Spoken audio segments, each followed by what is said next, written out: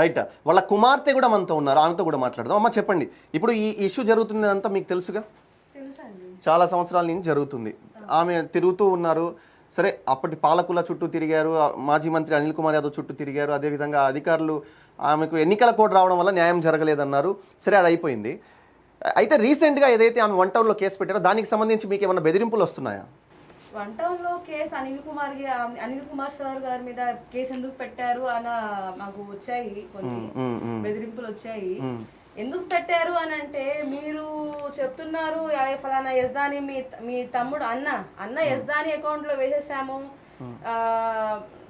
20 lakhs ఆ government నిర్ణయించింది before TDP 19 ముందు ఎలక్షన్స్ కి ముందు వాళ్ళు 20 lakhs అని ఫిక్స్ చేశారు. ఆ తర్వాత 4 years అయ్యింది కదా, ఆ 4 years లో 1 లక్ష ఎక్స్ట్రా చొప్పున, సంవత్సరానికి 1 లక్ష ఎక్స్ట్రా చొప్పున 24 లక్షలు మీ తమ్ముడే అన్నగారి అకౌంట్ లో వేసాము అని అన్నారు. అది మరి అది తప్పే కదా మరి. అవునులేండి, ఆమె బతికున్నప్పుడు మేము బాధితులు, మేము తిరిగాము, ల్యాండ్ హోల్డర్ అకౌంట్ లో వేయాలి. ఇప్పుడు కౌసర్ జాన్ అని బతికే ఉంది ఆమె. అవును, కౌసర్ జాన్ అంటే ఈ పేపర్స్ ఆమె పేరే మీదే ఉంది. అవును, శిస్తులు కూడా ఆమె పేరు మీద కడుతున్నాము. అవును. ఇప్పుడు మీకు అది గవర్నమెంట్ ల్యాండ్ కదా, మీకు హక్కు లేదు అని అన్నారు. గవర్నమెంట్ ల్యాండ్ అయితే ఇవన్నీ ఎలా కట్టించుకున్నారు? శిస్తులు ఎలా కట్టించుకున్నారు, ఎలా చేశారు? అవును, మీరు సాగు కూడా చేసుకుంటున్నారు. చెప్పాలి కదా మరి మాకు, మీరు ఎలా కడుతున్నారమ్మా, ఇది గవర్నమెంట్ ల్యాండ్ అని చెప్పాలి కదా. అన్ని సంవత్సరాల నుంచి రేస్ చేయని క్వశ్చన్ ఇప్పుడు ఎందుకు రేస్ అవుతుంది?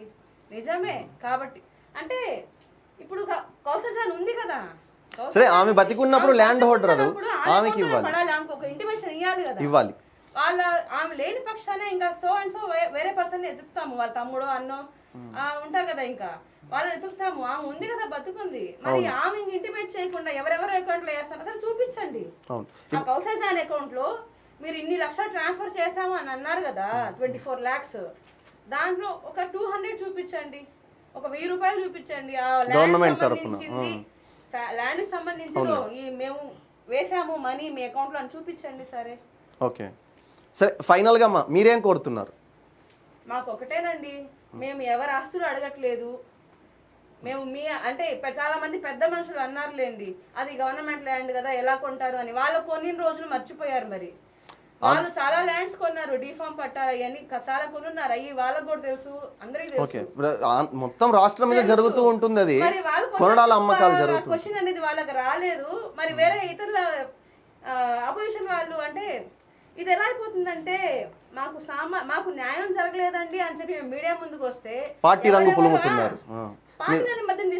మధ్యలో పార్టీని తెస్తున్నారు, న్యాయం జరగాలి అని చెప్పి ఎందుకు వస్తున్నాయి మధ్యలో? మాకు న్యాయం జరగలేదని మురుగని మేము మొత్తుకుంటుంటే గుమ్మడికాయల దొంగ ఎందుకు ఎవరన్నప్పుడు భుజాలు తొడుక్కున్నట్టు ఉంది. అదే వాళ్ళ పరిస్థితి అదే ఉంది. వైఎస్ఆర్సీపీ వాళ్ళు అసలు ఇప్పుడు ఎంటర్ అయ్యి వాళ్ళు చెప్పాల్సిన అవసరం లేదు కదా. వాళ్ళే చెప్పారు వీడియోలో ఏమని, మా దగ్గరికి చాలా ఇయర్స్ బిఫోర్ వచ్చారు వాళ్ళు, 15-20 years బిఫోర్ అని. 15-20 years బిఫోర్ వాళ్ళు ఎవరో మాకు తెలీదు. అదే అదే వాళ్ళు ఎవరో మాకు తెలియదు. మేము వెళ్ళింది వైసీపీ హయాంలోనే వాళ్ళ దగ్గరికి వెళ్ళాము. మీరు అధికారంలో ఉన్నారు కదా, మీరు పెద్దోళ్ళు కదా, మీ మాట వింటారేమో, ఎమ్మెల్యే గారు మా మాట వినట్లేదు అంటే మేము ఓట్లేసి గెలిపించుకున్నాం కదా వాళ్ళని, ఏదో చేస్తారని. సరేలే వాళ్ళు వచ్చారు, ఏదో ఒకటి చేస్తారులే. మా చంద్రబాబు నాయుడు గారు, మా నారాయణ గారు వెళ్ళిపోయారు. ఇంకా వాళ్ళు ఉండుంటే మాకు ఏదో ఒకటి అప్పుడే అయిపోయింది. అవును, సరే ఈ హయాం వచ్చింది కదా, ఈయన కూడా ఏదో ఒకటి చేస్తారులే అని మేము వెళ్తుంటే మాకు రానిచ్చే వాళ్ళు కాదు అనిల్ కుమార్ యాదవ్ సార్ దగ్గరికి. సరే వీళ్ళ ఈ పెద్దోళ్ళ ద్వారానే వెళ్దామని వెళ్ళాము. వాళ్ళే చెప్పారు, వాళ్ళే ఒప్పుకున్నారు కదా వీడియోలో. మా దగ్గరికి వచ్చారు, పేపర్స్ తీసుకొని చాలా తిరిగారు అని. మరి ఆ విషయం చెప్పడానికి మీకు సిగ్గుచేట అనిపించట్లేదా? మీ దగ్గర న్యాయం జరగలేదనే కదా ఇంత దూరం వచ్చాము. వైఎస్ఆర్సీపీ నిలబడ్డామంటే మీ దగ్గర న్యాయం జరగలేదు. వైఎస్ఆర్సీపీ పెద్ద మనుషులుగా ఎవరైతే చెప్పబడ్డారో చెప్పుకుంటున్నారో ప్రస్తుతానికి, అప్పుడు కూడా వాళ్ళు పెద్ద మనుషులే వైఎస్ఆర్సీపీకి. అప్పుడు వీళ్ళు మాకు న్యాయం చేయండి అని చెప్పి వాళ్ళ దగ్గరికి వెళ్ళారని వాళ్ళే ఒప్పుకుంటున్నారు.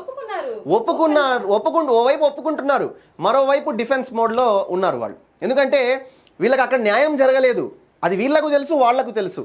కానీ ఎప్పుడైతే నేను చెప్తున్నానో గుమ్మడికాయల దొంగ ఎవరు అన్నప్పుడు భుజాలు తొడుక్కున్నట్టు ఉంది పరిస్థితి. వైఎస్ఆర్సీపీ హయాంలో న్యాయం జరగలేదు, మాకు అనిల్ కుమార్ యాదవ్ అప్పుడు మమ్మల్ని పట్టించుకోలేదంటే వీళ్ళు ఒప్పుకునే పరిస్థితి లేదు ఇక్కడ. కాబట్టి వీళ్ళు కోరేది ఒకటే, మాకు ఒకటే కావాలండి, మా ల్యాండ్ మాకు కావాలి.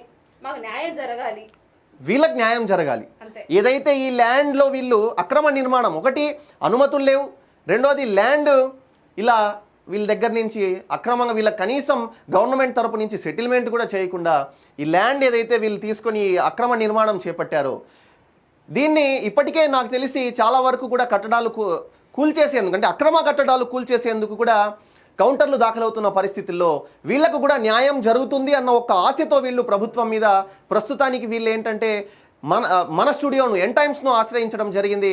అయితే వీళ్ళకు న్యాయం జరుగుతుందని చెప్పి వీళ్ళు మనల్ని ఇక్కడ ఆశ్రయించడం జరిగింది.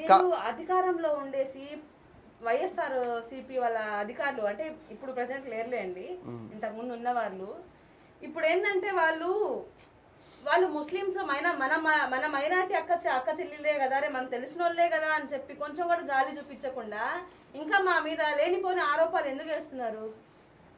అదే అండి చెప్పేది. వైఎస్ఆర్సీపీ హయాంలో 5 ఏళ్ళు నడిచిన పాలనే అరాచక పాలన. వీళ్ళు మైనారిటీలకు ఏదో చేసేసాము, ముస్లింలకు మేము పెద్దపీట వేసామని చెప్పి కపటి ప్రేమ చూపించే జగన్మోహన్ రెడ్డి అండ్ కో మైనారిటీలకు 4%. నేను అదే చెప్తున్నాను, ఎన్నికలకు ముందు నా ప్రతి వీడియోలో కూడా నేను క్లియర్గా చెప్పింది అదే. జగన్మోహన్ రెడ్డి మైనారిటీలకు ఏం చేశారు, ప్రత్యేకంగా ఒక్క పథకం ఏదన్నా మైనారిటీలకు చేశారా? చంద్రబాబు నాయుడు గారు చేసింది చెప్తాను. ఫస్ట్ హజ్ హౌసెస్ పెట్టింది చంద్రబాబు నాయుడు గారు, అదేవిధంగా ఉర్దూ యూనివర్సిటీ చంద్రబాబు నాయుడు గారు పెట్టారు, minority finance corporation Chandrababu Naidu గారు పెట్టారు, దుల్హన్ పథకం చంద్రబాబు నాయుడు గారు పెట్టారు, ఇమాం మౌజన్లకు గౌరవ వేతనం చంద్రబాబు నాయుడు గారు ఇచ్చారు. ఇలా చెప్పుకుంటూ పోతే కోకొల్లలు ఉన్నాయి తెలుగుదేశం పార్టీ హయాంలో మైనారిటీలకు లాభపడిన సంఘటనలు. కానీ వైఎస్ఆర్సీపీ హయాంలో మైనారిటీలకు లాభం చేకూరేది పక్కన పెడితే మైనారిటీలపై అక్రమాలు, మైనారిటీలపై దౌర్జన్యాలు, మైనారిటీలపై దురాగతాలకు పాల్పడిన సంఘటనలు చాలానే చూసాం. ఇప్పుడు ఇది ఒక ఉదాహరణ. ఇలాంటివి కోకొల్లలు ఉన్నాయి. ఇప్పుడు బయటికి వస్తున్నారు అందరూ కూడా. ఇప్పుడు వాళ్ళకు ధైర్యం వచ్చింది.